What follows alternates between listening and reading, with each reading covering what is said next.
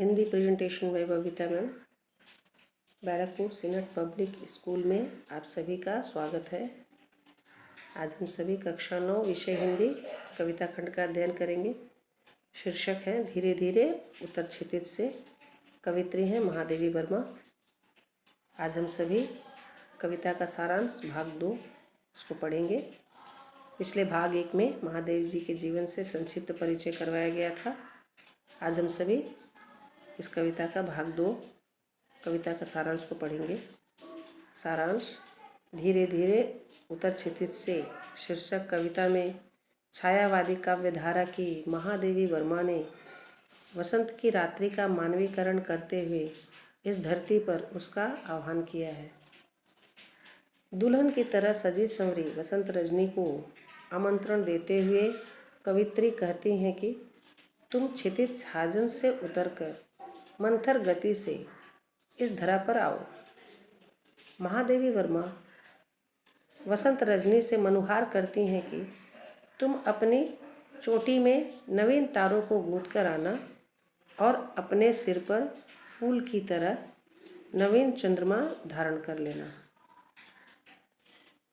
तुम किरणों के कंगन पहन लेना, श्वेत बादलों के घूंघट डाल लेना और इस धरती पर आकर अपने सुंदर नयनों से सुंदर मोती बिखरा देना, अर्थात अतिशय सुंदर और मनमोहक रूपहली चांदनी संसार में फैला देना। वसंत रजनी तुम हर्षित एवं पुलकित मन से आना। वसंत के आगमन के समय वृक्ष अपने पुराने पत्तों को त्याग कर नवीन पल्लव धारण करते हैं। पत्तों की मरमर ध्वनि नुपुर ध्वनि की भांति प्रतीत होती है।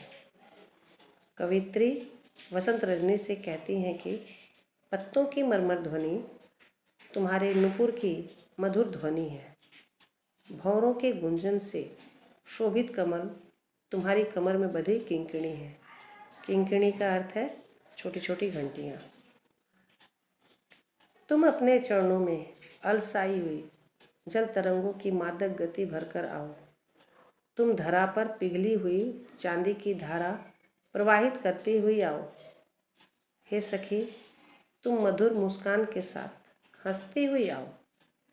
कवित्री की वसंत रजनी से अपेक्षा है कि उसके रोमकूपों में पुलकित कर देने वाले मिलन के सपने हों।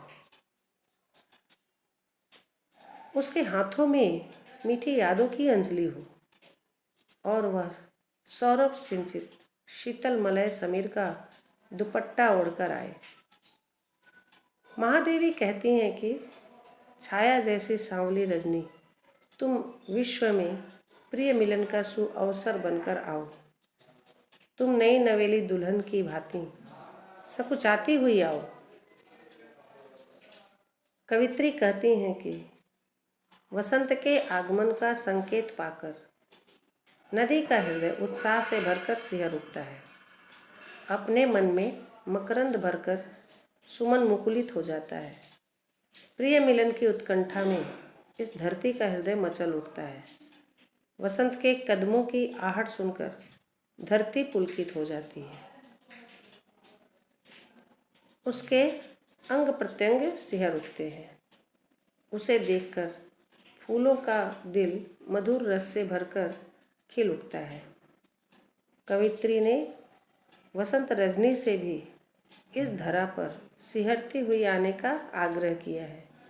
प्रकृति का मानवीकरण करते हुए कवित्री ने जो चित्र उपस्थित किया है उसके कारण प्रस्तुत गीत का छायावादी गीतों में प्रमुख स्थान है। इस तरह कविता का सारांश यहीं समाप्त होता है। फिर मिलते हैं हम लोग अगले वीडियो में कविता के शब्दार्थ सप्रसंग व्याख्या के साथ। तब तक के लिए धन्यवाद।